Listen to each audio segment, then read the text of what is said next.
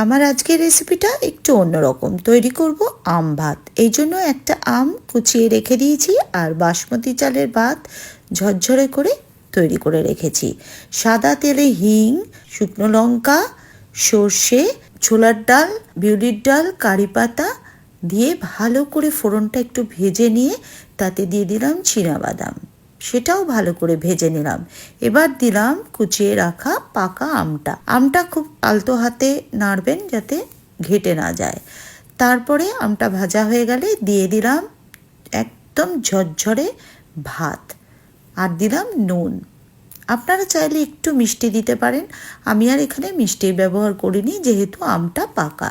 ভাতটা যখন সব মশলার সঙ্গে মেশাবেন তখন খেয়াল রাখবেন আম যেন কোনো মতেই গলে না যায়। ব্যাস, এইবার পরিবেশন করুন।